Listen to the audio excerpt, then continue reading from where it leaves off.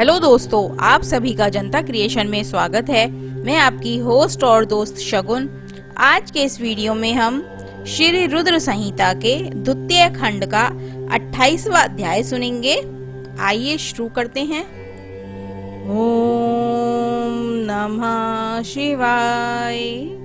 28वां अध्याय, सती का दक्ष के यज्ञ में आना।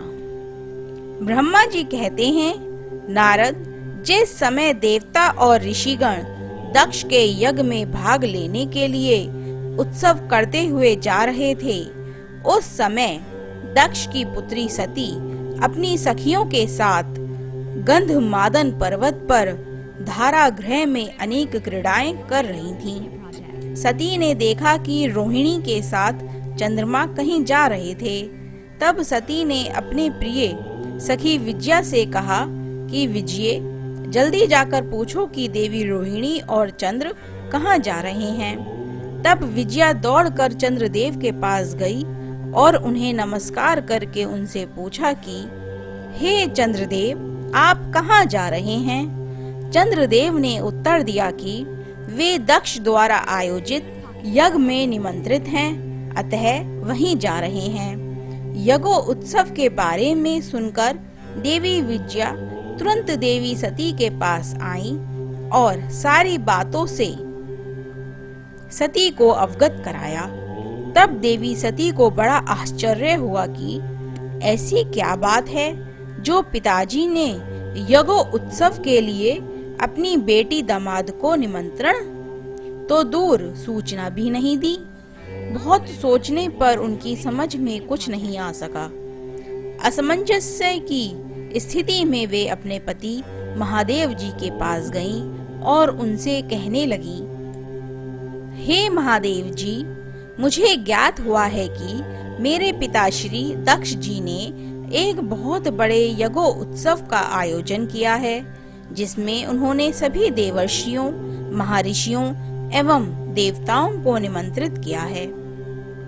सभी देवता और ऋषिगण वहां एकत्रित हो चुके हैं। हे प्रभु, मुझे बताइए कि आप वहां क्यों नहीं जा रहे हैं। आप सभी सहृदयों से मिलने को हमेशा आतुर रहते हैं। आप भक्त वत्सल हैं। प्रभु, इस महायज्ञ में सभी आपके भक्त पधारे।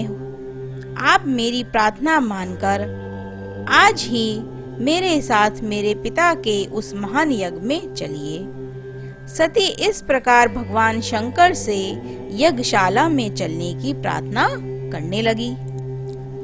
सती की प्रार्थना सुनकर भगवान महेश्वर बोले, हे देवी, तुम्हारे पिता दक्ष मेरे विशेष द्रोही हो गए हैं। वे मुझे बैर की भावना से देखते हैं। इसी कारण उन्होंने मुझे निमंत्रण नहीं दिया और जो बिना बुलाए दूसरों के घर जाते हैं, वे मरण से भी अधिक अपमान के भोगी होते हैं। हे देवी, उस यज्ञ में सभी अभिमानी, मूढ़ और ज्ञान शून्य देवता और ऋषि ही हैं। उत्तम व्रत का पालन करने वाले और मेरे पूजन करने वाले सभी ऋषि मुनियों और देवताओं ने उस महायज्ञ को त्याग कर दिया है तथा अपने अपने धाम को वापस चले गए हैं। अतः प्रिय, हमारा उस यज्ञ में जाना अनुचित है।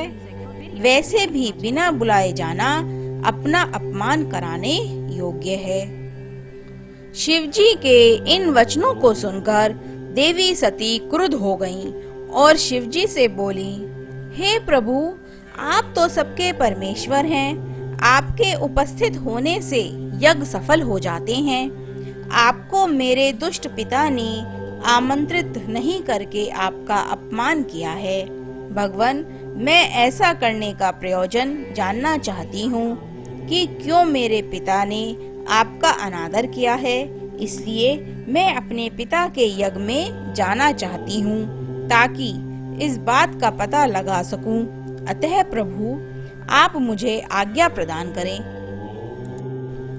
देवी सती के क्रोधित शब्दों को सुनकर भगवान शंकर बोले, हे देवी, यदि तुम्हारी इच्छा वहां जाने की है तो मैं तुम्हें आज्ञा देता हूँ कि अपने पिता के यज्ञ में जाओ, नंदीश्वर को सजाकर उस पर चढ़कर अपने संपूर्ण वैभव के साथ अपने पिता के यहाँ जाओ। शिव जी की आज्ञा मानकर देवी सती ने उत्तम श्रृंगार किया और अनेक प्रकार के आभूषण धारण करके देवी सती अपने पिता के घर की ओर चल दी।